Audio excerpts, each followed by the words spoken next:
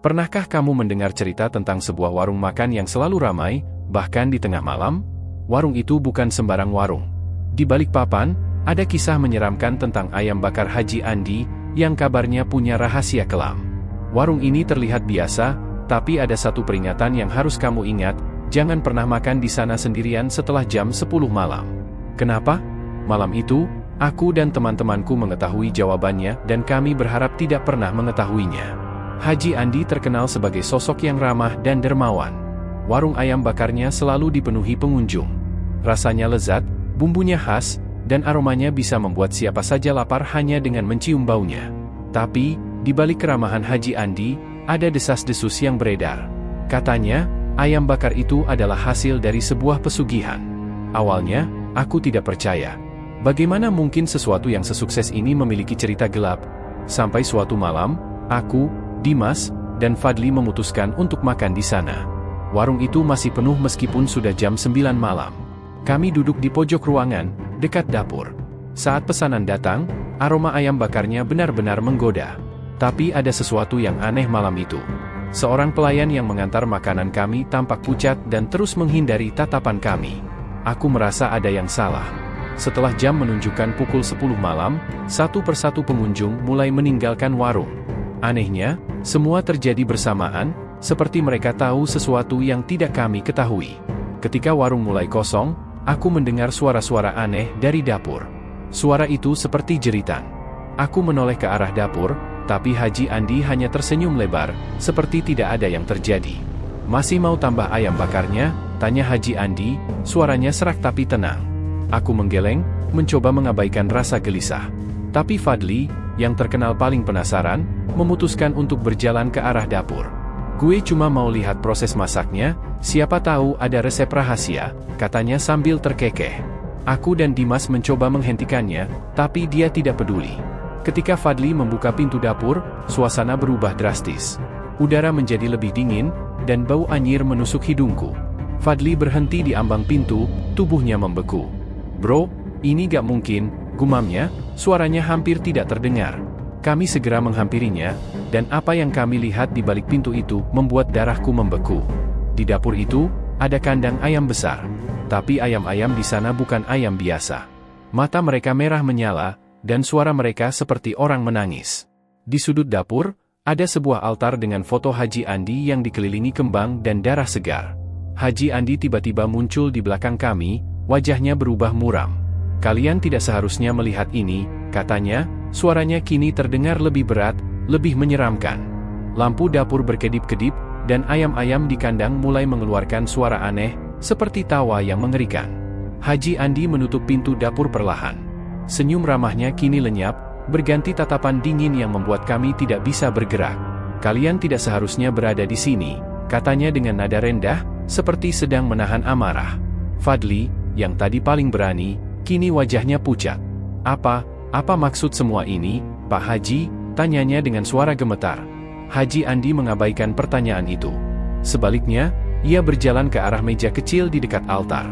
Tangannya meraih sesuatu, sebuah lonceng kecil yang terlihat tua, berkarat, tapi anehnya memancarkan aura mengerikan. Ketika ia membunyikan lonceng itu, suara nyaring yang tidak biasa menggema di seluruh ruangan. Dalam hitungan detik, ayam-ayam bermata merah itu mulai bergerak liar di dalam kandangnya. Mereka tidak lagi terlihat seperti ayam. Gerakannya terlalu cepat, terlalu agresif, dan suara mereka seperti teriakan manusia yang kesakitan. Aku ingin lari, tapi tubuhku terasa kaku, seperti ada sesuatu yang menahanku. Dimas menarik lenganku. "Kita harus keluar dari sini sekarang juga," katanya panik. Tapi pintu keluar tiba-tiba tertutup sendiri dengan bunyi keras. Lampu-lampu di warung mulai berkedip, menciptakan bayangan-bayangan aneh di dinding. "Kalian pikir bisa makan di sini tanpa konsekuensi?" Suara Haji Andi berubah serak, hampir seperti bukan miliknya lagi. "Setiap ayam bakar yang kalian makan adalah bagian dari sebuah perjanjian. Dan kalian baru saja melanggar batas." Aku tidak tahu apa maksudnya. Tapi yang aku tahu, suasana semakin mencekam. Fadli, yang berdiri paling dekat dengan Haji Andi, mulai mundur perlahan. "Kami nggak tahu apa-apa, Pak Haji. Kami cuma pengunjung biasa," katanya mencoba meredakan situasi. Tiba-tiba, ayam-ayam bermata merah itu keluar dari kandang.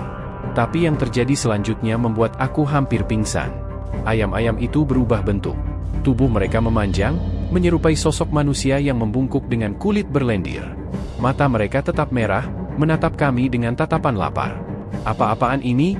Dimas berteriak, mencoba menendang salah satu makhluk itu, tapi kakinya malah terpental seperti menendang sesuatu yang keras. "Ini adalah penjagaku," Haji Andi berkata dengan suara dingin. "Setiap sukses membutuhkan pengorbanan. Dan kalian sekarang adalah bagian dari pengorbanan itu." Aku langsung mencoba meraih sesuatu untuk membela diri. Tangan gemetaranku menemukan sendok kayu besar di meja dapur, tapi apa gunanya? Makhluk-makhluk itu mendekat dengan langkah pelan, tapi pasti. Lalu, salah satu dari mereka menjerit. Jeritan itu sangat kencang, sampai telingaku berdenging. Fadli jatuh tersungkur, tangannya menutupi telinga. Aku berusaha menariknya, tapi sesuatu dari balik altar mulai bergerak.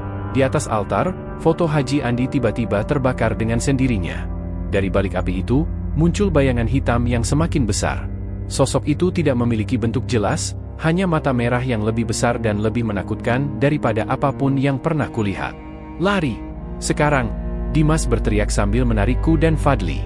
Kami berlari menuju pintu depan, yang entah bagaimana kini terbuka sedikit. Tapi setiap langkah terasa berat, seolah ada yang mencoba menarik kami kembali ke dalam. Ketika kami hampir mencapai pintu, suara Haji Andi bergema di seluruh ruangan. "Kalian tidak bisa lari dari sini. Warung ini sudah memilih kalian." Kami hampir tiba di pintu ketika aku merasa ada sesuatu yang mencekik leherku. Sesuatu yang tak kasat mata menarikku mundur. Tubuhku terasa seperti dibekukan, tak bisa bergerak. Aku menoleh, melihat Dimas dan Fadli juga berjuang melawan kekuatan yang semakin kuat. Kami tak bisa melawan, seolah seluruh warung ini adalah satu kesatuan yang mengurung kami. Ketika aku hampir kehilangan kesadaran, sosok bayangan hitam itu tiba-tiba menghampiri kami, lebih nyata dan lebih besar dari sebelumnya.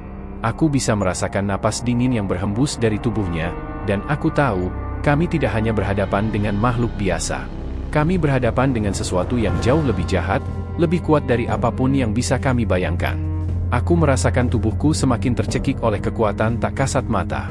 Dimas dan Fadli juga terdiam, berjuang keras melawan tekanan yang semakin kuat, seolah ada sesuatu yang menahan napas kami.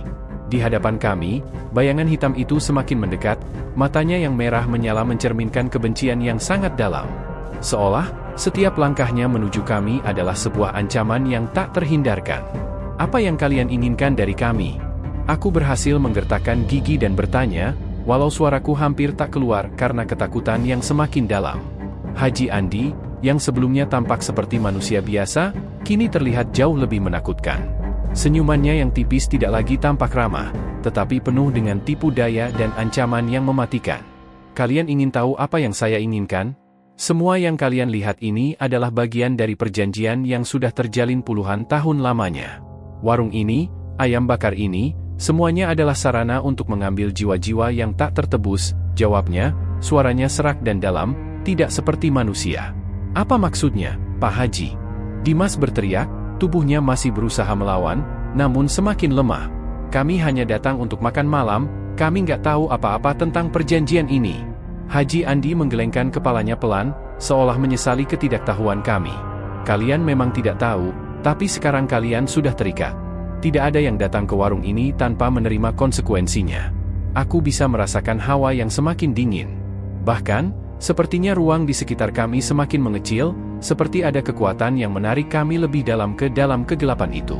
Aku menatap sekitar, lampu yang berkedip, suara jeritan samar dari dapur, dan bayangan hitam yang kini melingkupi kami, semua itu semakin membuatku tak tahu apa yang harus dilakukan. "Apa yang terjadi pada Fadli?" tanyaku dengan suara serak, melihat tubuh Fadli yang sudah terjatuh dan terkulai di lantai. Dia tampak tidak bergerak, matanya terpejam, tetapi wajahnya tampak meringis kesakitan. Haji Andi hanya tertawa pelan. "Dia sudah menjadi bagian dari warung ini. Seperti yang akan terjadi pada kalian berdua," katanya, sambil menatap kami dengan tatapan yang penuh arti. "Setiap jiwa yang datang ke sini, pada akhirnya akan menjadi bagian dari ritual ini. Kalian sudah memakan ayam bakar itu, dan kalian akan menjadi bagian dari ayam itu selamanya." Ketika kata-katanya menghantam telinga kami, rasa takut berubah menjadi teror. Kami tidak hanya terjebak di dalam warung ini, tetapi juga terikat dalam sebuah perjanjian yang mengerikan, yang tidak bisa dibatalkan.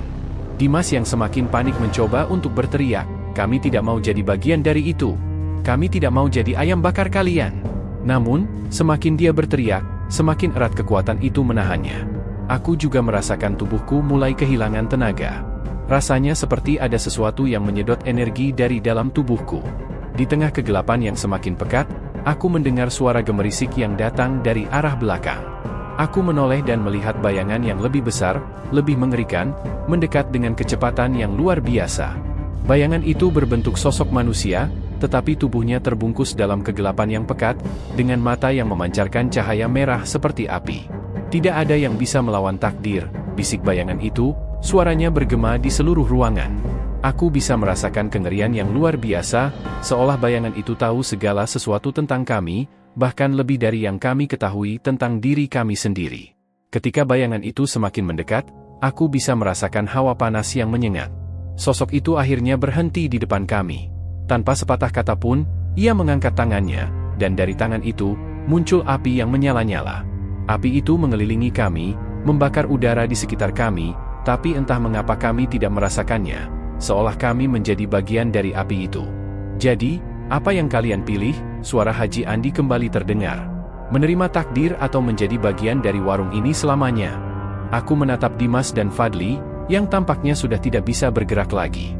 Rasanya, kami sudah kehilangan kendali atas tubuh kami. Tapi dalam kepanikan itu, aku menyadari satu hal, kami harus menemukan cara untuk memutuskan perjanjian ini, jika kami masih ingin keluar hidup-hidup. Sosok bayangan itu menunduk, mendekatkan wajahnya ke wajahku, dan di matanya yang merah itu, aku melihat sesuatu yang lebih mengerikan daripada sebelumnya, sebuah ancaman yang tidak akan berhenti sampai kami menyerah. "Ada cara untuk keluar tapi harganya sangat mahal," bisik bayangan itu. Aku menelan ludah, mataku terbelalak mendengar kata-kata itu. Aku tidak tahu apa yang dimaksud dengan harga mahal itu, tapi aku tahu satu hal, kami tidak bisa menyerah. Bayangan besar itu terus mengawasi kami, matanya yang menyala-nyala semakin memperjelas ancaman yang sedang kami hadapi. Aku merasa tubuhku semakin lemas, seolah seluruh tenaga dalam tubuhku terkuras habis. Api yang mengelilingi kami tidak membakar tubuh, namun terasa membakar jiwa. Kengerian yang kami rasakan begitu nyata, seperti ada kekuatan yang mengikat kami lebih erat dari sekadar belenggu fisik. "Ada cara untuk keluar," suara bayangan itu bergema, serak dan penuh dengan penekanan. "Tapi kalian harus menyerahkan sesuatu yang tak ternilai." Aku mencoba untuk berbicara, tetapi lidahku terasa keluh, seolah ada sesuatu yang menghalangi suaraku. Dimas menatapku dengan wajah ketakutan, seolah mencari jawaban, tapi aku juga tak tahu apa yang harus dikatakan. "Apa maksudmu dengan harga mahal itu?" tanyaku, mencoba menguasai diri. Aku berusaha untuk tidak terlihat takut, meski jantungku berdegup kencang. Bayangan itu tersenyum sinis, mata merahnya semakin menyala. "Setiap orang yang datang ke warung ini, harus meninggalkan sesuatu yang sangat berharga. Hanya dengan itu, kalian bisa bebas. Tapi tidak ada yang pernah pulang tanpa membayar harga yang setimpal."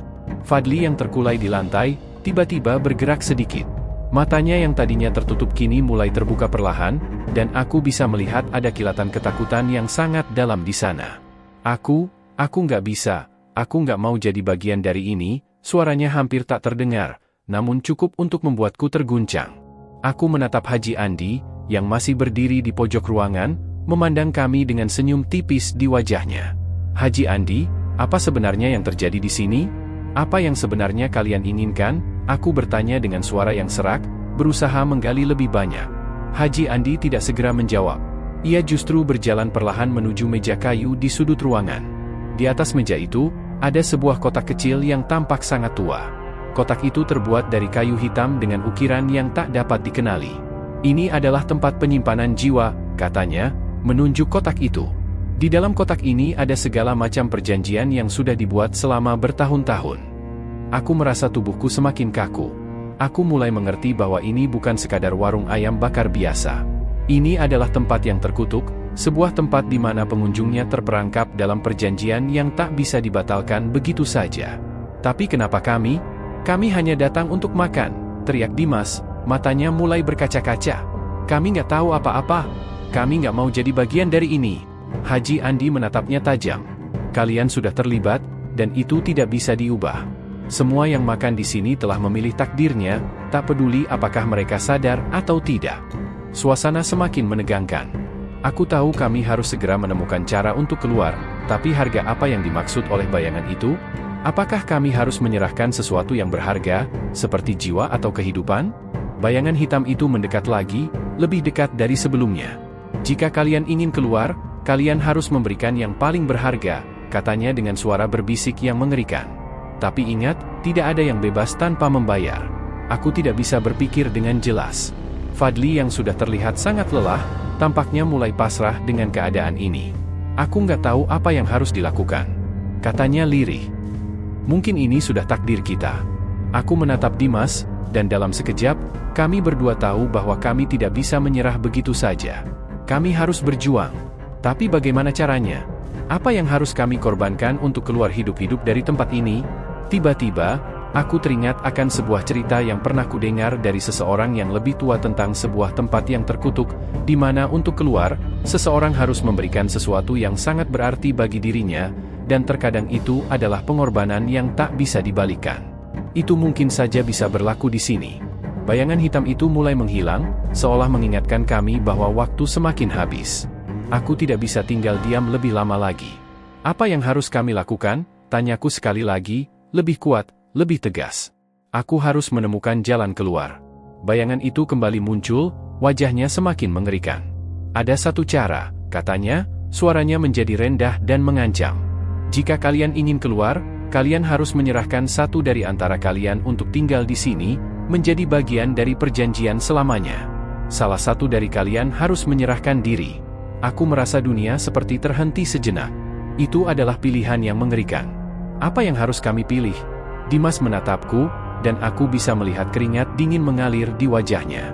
Fadli yang mulai pulih, meski dengan mata yang kosong, hanya bisa memandang kami dengan penuh ketakutan. Kami benar-benar terperangkap. Suasana di sekitar kami semakin mencekam. Bayangan hitam yang mengerikan itu kini benar-benar menguasai seluruh ruangan, seperti ada kekuatan yang mengurung kami dalam kegelapan yang tak bisa kami hindari. Suara jeritan ayam yang terdengar dari belakang semakin tidak manusiawi, seolah suara itu berasal dari jiwa yang terperangkap. Setiap detik terasa seperti berjam-jam. Apa yang harus kami pilih? Suara Dimas terdengar gemetar. Ia memandangku dengan wajah penuh ketakutan, seolah mencari jawabanku, walaupun aku sendiri tidak tahu apa yang harus dilakukan. Pilihan yang diberikan oleh bayangan itu sangat jelas, namun sangat mengerikan. Salah satu dari kami harus menyerahkan diri, menjadi bagian dari perjanjian ini, dan tinggal di sini selamanya. Itu adalah pilihan yang harus kami hadapi sekarang. Tidak ada jalan keluar yang mudah. Bayangan itu tersenyum, menunggu jawaban dari kami. Apa yang terjadi jika kami menolak? Tanyaku, berusaha mencari celah dari pilihan yang menghimpit kami. Apa yang akan terjadi pada kami jika kami tidak menyerahkannya? Bayangan itu menunduk, matanya yang merah semakin menyala. Jika kalian menolak, katanya, suaranya dingin dan penuh ancaman, maka kalian akan menjadi bagian dari mereka, bagian dari makhluk yang menjaga warung ini. Selamanya. Makhluk itu menunjuk ke arah ayam-ayam bermata merah yang sudah mulai bergerak liar, tubuh mereka tampak semakin aneh dan mengerikan, seperti makhluk lain yang terperangkap di antara dunia ini dan dunia yang lebih gelap. Mereka bergerak ke arah kami, perlahan dan penuh dengan kebencian. Aku menatap Fadli dan Dimas, dan untuk pertama kalinya, kami semua terdiam. Kami semua tahu apa artinya jika salah satu dari kami harus mengorbankan dirinya. Namun, kami juga tahu bahwa jika kami menolak, kami akan menjadi makhluk mengerikan seperti mereka. Kalian harus memilih, bayangan itu mengingatkan kami, dengan nada yang semakin menghantui. Fadli tiba-tiba bersuara, suaranya lemah namun penuh tekad. Aku yang akan pergi, katanya dengan napas terengah. Aku tidak mau melihat kalian berdua menderita. Aku terkejut dan ingin segera menahannya. Tidak, Fadli. Jangan lakukan itu, teriakku, tetapi sudah terlambat. Fadli sudah berdiri, menghadap bayangan itu, tubuhnya mulai terasa terhanyut oleh kekuatan tak kasat mata. Aku rela, Fadli berkata dengan suara penuh kepasrahan. Matanya yang kosong memandang kami, seolah menerima takdir yang tak bisa dihindari. Semoga kalian bisa selamat. Aku ingin berlari dan menariknya, tetapi tubuhku seolah terikat oleh kekuatan yang tak terlihat. Tidak ada yang bisa kami lakukan lagi. Fadli sudah terperangkap dalam perjanjian itu, dan ia mulai melangkah menuju meja kayu tempat kotak tua itu diletakkan. Saat ia melewati altar, tubuhnya mulai berubah. Kulitnya semakin pucat, dan matanya yang tadinya kosong kini berubah menjadi mata merah yang menyala, sama seperti makhluk ayam bermata merah itu. Itu adalah tanda bahwa dia telah sepenuhnya terikat oleh kekuatan jahat itu. Aku bisa merasakan hatiku hancur, tapi juga menyadari bahwa ia telah memilih untuk mengorbankan dirinya demi keselamatan kami. Aku harap kalian bisa keluar hidup-hidup, kata Fadli dengan suara serak, lalu ia berhenti di depan meja kayu itu. Terima kasih sudah menjadi teman yang baik. Dengan satu gerakan dari bayangan itu, Fadli perlahan menghilang ke dalam bayang-bayang gelap yang berkumpul di sudut ruangan. Seketika, tubuhnya menghilang dalam kabut hitam pekat, dan aku tahu dia telah menjadi bagian dari tempat ini, terperangkap selamanya dalam perjanjian yang mengerikan. Dimas dan aku hanya bisa berdiri diam, tidak tahu apa yang harus kami lakukan selanjutnya. Bayangan hitam itu mendekat, wajahnya mengarah ke kami berdua. Kalian sudah melihat harga yang harus dibayar. Kini, hanya satu hal yang tersisa, katanya dengan suara penuh dengan kebencian dan ancaman, pergilah dan jangan pernah kembali lagi. Tiba-tiba, seluruh ruangan itu bergetar. Lampu-lampu yang berkedip mulai padam satu persatu. Makhluk ayam yang bergerak liar berhenti sejenak, menatap kami dengan tatapan kosong. Dalam sekejap, pintu keluar warung itu terbuka lebar. Seperti jalan keluar yang tak terlihat sebelumnya, kini terbuka lebar untuk kami. Aku menatap Dimas, yang terlihat kebingungan dan terguncang. Apakah kita bisa pergi? Apa ini nyata? Tanyaku, tak percaya dengan apa yang terjadi. Dimas hanya mengangguk, menatap pintu keluar dengan tatapan penuh rasa takut dan harapan. Kita harus pergi sekarang juga, katanya dengan nada tegas. Kami berlari secepat mungkin, tidak berani melihat ke belakang. Setiap langkah terasa semakin cepat, tetapi suara gemerisik dari warung itu, jeritan ayam-ayam, dan suara bayangan yang mengancam tetap terngiang di telinga kami. Akhirnya, kami keluar dari warung itu, berlari menuju jalan raya yang jauh dari kegelapan. Ketika kami menoleh, warung itu sudah menghilang. Yang tersisa hanya jalan yang sepi dan gelap. Kami berhasil melarikan diri, tapi harga yang harus dibayar sangat besar.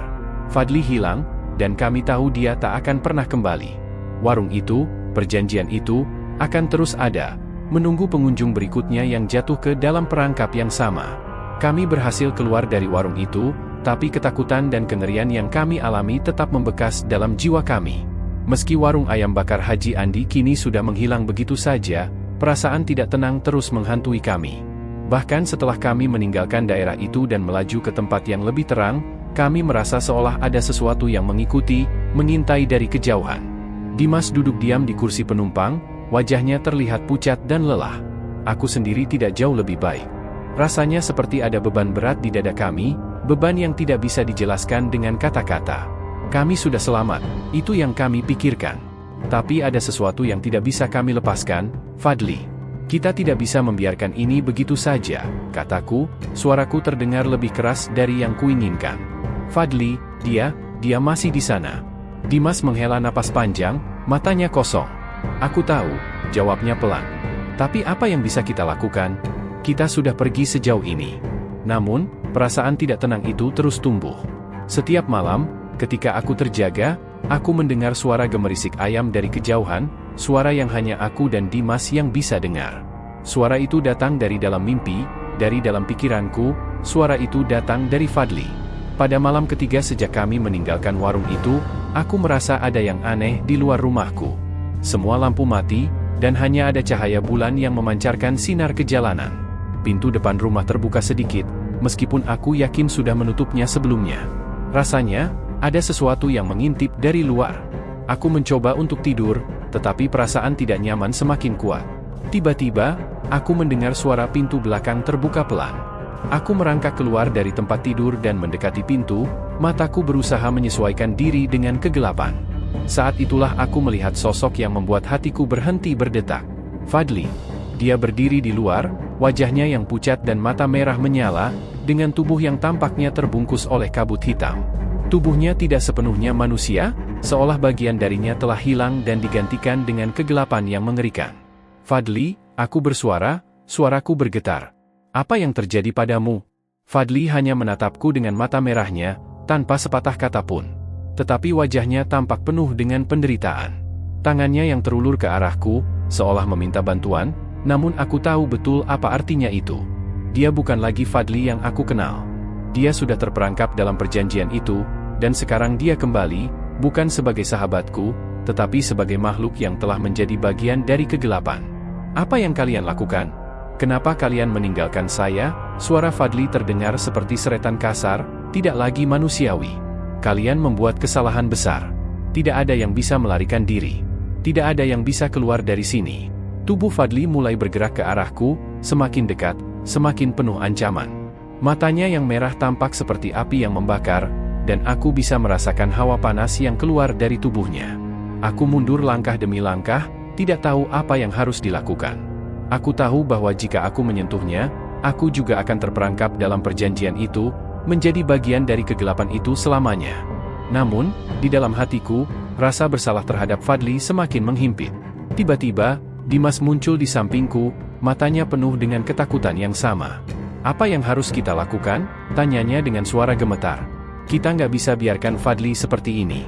Tapi kita juga nggak bisa. Namun sebelum Dimas selesai berbicara, tubuh Fadli yang terbungkus kabut hitam itu mulai bergerak lebih cepat. Aku melihat tangan Fadli bergerak ke arah Dimas, dan pada saat yang sama, aku mendengar suara berisik dari luar, seperti ada banyak orang yang bergerak menuju rumah kami. Dalam ketegangan itu, aku akhirnya memutuskan untuk berlari. Kami berdua lari keluar dari rumah, meskipun kami tahu itu bukan solusi yang tepat. Kami mencoba untuk mencari cara, apapun itu, untuk memutuskan perjanjian ini, atau apapun yang telah terjadi pada Fadli. Kami berlari menuju jalan yang lebih terang, berharap menemukan jawaban. Tapi semakin kami berlari, semakin terasa seperti ada tangan tak terlihat yang menarik kami kembali ke arah tempat yang tak kami inginkan. Dan itu tidak hanya Fadli yang mengejar kami. Tiba-tiba, di tengah jalan, kami dikepung oleh banyak sosok lainnya, semuanya, dengan mata merah yang menyala, dan tubuh mereka semakin mengerikan. Ini bukan hanya tentang Fadli lagi. Ini adalah perangkap yang lebih besar, lebih jahat dari yang kami bayangkan. Kaki kami berlari tanpa henti, mencoba menjauh dari bayang-bayang yang mengepung kami. Setiap langkah terasa semakin berat, seolah jalan yang kami lalui semakin jauh dan semakin gelap. Suara langkah kami yang terburu-buru semakin teredam oleh suara gemerisik dari arah belakang. Sosok-sosok dengan mata merah yang menyala terus mengejar, tak memberi ruang untuk bernafas. Mereka bukan lagi manusia, tetapi makhluk yang terperangkap dalam perjanjian gelap, yang tak bisa dibebaskan begitu saja. Dimas menoleh ke belakang, wajahnya ketakutan. Kita nggak bisa lari selamanya, Alip. Kita harus mencari jalan keluar. Aku tahu dia benar. Kami sudah terperangkap dalam permainan ini, dan kami tak bisa lari lebih jauh. Setiap detik yang berlalu, kami semakin dekat pada sesuatu yang lebih buruk. Aku merasa tubuhku semakin lelah, tetapi perasaan takut itu membuatku terus berlari. Kami mencapai sebuah jembatan kecil yang tampak sudah lama tidak digunakan. Di bawahnya, aliran sungai mengalir deras, menciptakan suara gemuruh yang menakutkan. Dimas berhenti sejenak, menatap jembatan itu dengan wajah bingung. Apakah kita harus melewati ini? Tanya Dimas, suaranya bergetar. Aku rasa ini bukan jalan keluar yang baik. Jangan ragu, kita harus mencoba, jawabku, dengan suara penuh tekad, meski hatiku tak sekuat yang kuinginkan. Jika kami berhenti, kami akan tertangkap. Ketika kami melangkah lebih dekat, suara gemerisik dari belakang semakin keras. Sosok-sosok itu semakin dekat. Aku bisa mendengar napas mereka, mengerikan, penuh dengan amarah. Mereka semakin mendekat, dan saat itu, aku melihat sosok Fadli di antara mereka. Fadli tidak lagi terlihat seperti teman yang kami kenal. Matanya yang merah menyala itu menatap kami dengan penuh kebencian. Wajahnya pucat, dan tubuhnya seolah terbungkus kabut hitam yang mengalir ke tanah. Dia sudah menjadi bagian dari mereka, bagian dari kegelapan yang akan menelan segalanya. Kalian tidak bisa melarikan diri, teriak Fadli, suaranya lebih berat dan serak, seolah sudah bukan manusia lagi. Kalian sudah dipilih? Kalian akan menjadi bagian dari kami selamanya. Aku berlari lebih cepat, tubuhku terasa kelelahan, tetapi aku tahu tidak ada pilihan lain. Dimas mengikuti, meskipun langkahnya semakin berat. Kami harus melewati jembatan itu, satu-satunya jalan yang tersisa. Saat kami hampir sampai di ujung jembatan, tiba-tiba langit menjadi gelap. Awan hitam yang berat mulai menyelimuti seluruh kawasan itu. Angin yang kencang berputar-putar, memaksa kami untuk berpegangan pada pagar jembatan agar tidak terjatuh. Dalam kekacauan itu, kami mendengar suara yang lebih besar, seperti suara tawa mengerikan yang berasal dari makhluk-makhluk yang mengejar kami. Aku berhenti sejenak, melihat Dimas yang juga kelelahan. Kita harus berhenti sejenak, Dimas. Aku nggak tahu berapa lama kita bisa terus lari. Dimas memandangku dengan mata yang penuh ketakutan dan kebingungan. Tapi kalau kita berhenti, kita akan mati di sini, Alip. Kita nggak bisa. Tiba-tiba, suara tawa Fadli yang mengerikan kembali terdengar. Kalian tidak akan pernah pergi. Tidak ada yang bisa lari dari takdir ini. Aku menggigit bibir, berusaha mengendalikan rasa takut yang mulai menguasai diri. Aku tahu, jika kami tidak segera menemukan cara untuk melawan, kami akan menjadi bagian dari perjanjian jahat itu. Kami sudah terperangkap, Fadli, makhluk-makhluk itu, dan kami. Tapi masih ada secercah harapan. Jika kami bisa menemukan tempat yang aman, mungkin kami bisa mencari cara untuk memutuskan perjanjian ini. Namun, seiring dengan angin yang semakin kencang, aku melihat sesuatu yang membuat hatiku berdegup kencang. Di ujung jembatan, di dekat sebuah rumah tua yang sepertinya sudah lama ditinggalkan, ada cahaya yang berkedip-kedip. Cahaya itu bukan dari lampu biasa, ini adalah cahaya yang terasa berbeda. Cahaya yang mengundang, seolah memberi petunjuk untuk jalan keluar. Dimas melihat arah yang sama, matanya tampak penuh harapan. Apa itu? Tanyanya dengan nada tak percaya. Cahaya itu, jawabku, aku rasa itu mungkin satu-satunya harapan kita. Kami berlari menuju cahaya itu, meskipun makhluk-makhluk itu semakin dekat. Suara langkah mereka terdengar lebih keras, lebih menakutkan. Fadli sudah berada di belakang kami, dan aku bisa merasakan kehadirannya semakin kuat, semakin menekan. Ketika kami hampir mencapai rumah tua itu, aku melihat sosok lain yang muncul di depan kami. Sosok itu muncul dari dalam rumah, berbalut pakaian putih yang bersih dan terkesan menyinari kegelapan di sekitarnya. Wajahnya tampak penuh dengan kedamaian, tetapi ada sesuatu yang sangat misterius tentangnya. Siapa kamu? Tanya Dimas, matanya penuh kebingungan dan ketakutan. Sosok itu tersenyum dengan lembut. Aku adalah penjaga tempat ini. Jika kalian ingin keluar, kalian harus melawan. Tapi kalian harus siap untuk membayar harga yang sangat mahal. Dengan kata-kata itu, sosok itu menghilang begitu saja, meninggalkan kami di ambang keputusan besar. Apakah kami siap melawan perjanjian yang mengikat kami, atau menyerah pada takdir yang lebih gelap? Cahaya yang muncul dari dalam rumah tua itu masih menyinari kegelapan yang semakin tebal. Setiap langkah yang kami ambil menuju pintu rumah terasa seperti langkah menuju takdir yang tak bisa kami hindari. Suara langkah kaki dari makhluk-makhluk itu semakin mendekat, menggeram dengan penuh kebencian. Fadli, yang kini sepenuhnya terperangkap dalam perjanjian itu, berdiri di depan kami, menatap dengan mata merahnya yang menyala. Kalian tak akan bisa keluar dari sini, teriak Fadli, suaranya semakin serak dan dalam. Kami akan menuntut janji kalian. Tak ada jalan keluar. Aku bisa merasakan tubuhku gemetar, tetapi aku tahu ini adalah pertarungan terakhir. Dimas, yang berdiri di sampingku, menatapku dengan ekspresi penuh tekad. Kami tidak bisa mundur lagi. Kami harus melawan, apapun yang terjadi. Saat kami mendekati pintu rumah tua itu, sosok penjaga yang tadi kami lihat kembali muncul di depan kami. Dia berdiri dengan tenang, matanya yang penuh kedamaian memandang kami. Kalian datang untuk mencari jalan keluar, katanya dengan suara yang dalam dan penuh wibawa. Tetapi untuk itu, kalian harus menghadapi keputusan terbesar dalam hidup kalian. Apa yang harus kami lakukan? Tanya Dimas, matanya penuh kebingungan. Kami tidak tahu cara mengalahkan mereka. Kami sudah kelelahan. Penjaga itu tersenyum lembut. Untuk mengalahkan perjanjian ini, kalian harus memilih untuk melepaskan satu hal yang paling berharga bagi kalian. Itu adalah harga yang harus dibayar. Tidak ada jalan keluar tanpa pengorbanan.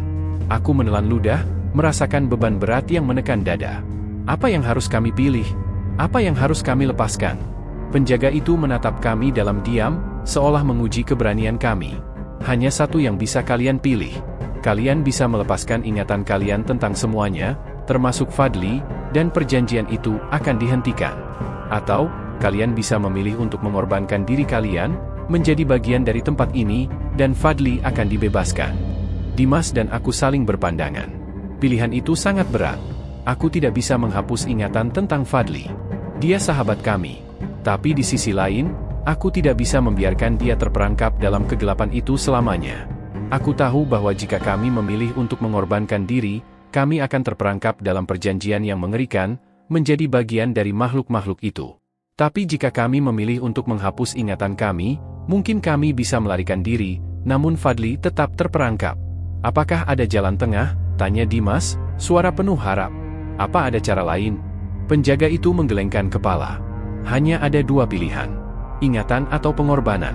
Aku menutup mataku sejenak, mencoba merenungkan keputusan ini.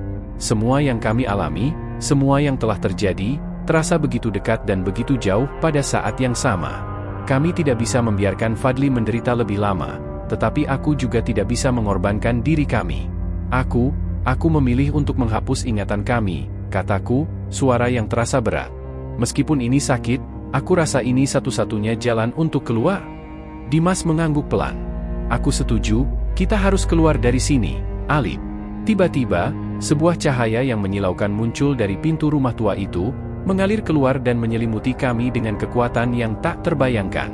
Sosok Fadli yang ada di depan kami terhenti sejenak, matanya yang merah mulai redup, dan tubuhnya yang terbungkus kabut hitam mulai menghilang. Kami berdiri di tengah cahaya itu, merasakan ingatan tentang warung ayam bakar Haji Andi, tentang Fadli, dan tentang semua yang telah terjadi, mulai memudar. Setiap kenangan terasa seperti pasir yang terbawa angin, hilang begitu saja. Kami tidak lagi ingat perasaan takut yang kami alami, atau rasa bersalah terhadap sahabat kami. Namun, dalam kesunyian yang datang setelah cahaya itu menghilang, aku merasakan kehilangan yang dalam. Kami tidak ingat apa-apa tentang kejadian-kejadian mengerikan itu, tetapi ada sesuatu yang membuat hatiku terasa hampa, seolah ada bagian dari diriku yang hilang. Ketika cahaya itu memudar sepenuhnya, kami kembali berada di tengah jalan, jauh dari warung ayam bakar Haji Andi yang telah menghilang begitu saja. Tidak ada makhluk-makhluk dengan mata merah yang mengejar kami. Tidak ada suara Fadli yang menghantui. Semua tampak normal, meskipun perasaan hampa tetap menguasai kami. Apa yang terjadi? Tanya Dimas, matanya kebingungan. Apa kita sudah keluar? Aku mengangguk pelan, meskipun aku tahu tidak ada yang benar-benar bisa menghilangkan kenangan ini. Fadli, perjanjian itu, dan warung ayam bakar Haji Andi, semuanya telah menjadi bagian dari masa lalu yang tidak lagi kami ingat. Namun, dalam lubuk hati kami yang terdalam, kami tahu bahwa kami akan selalu membawa beban itu, meskipun ingatan kami telah dihapus. Kami berjalan pergi dari sana, tak ada yang bisa kami lakukan selain melangkah maju, membawa kisah ini dalam diam, dan berharap tak ada yang pernah kembali ke tempat itu.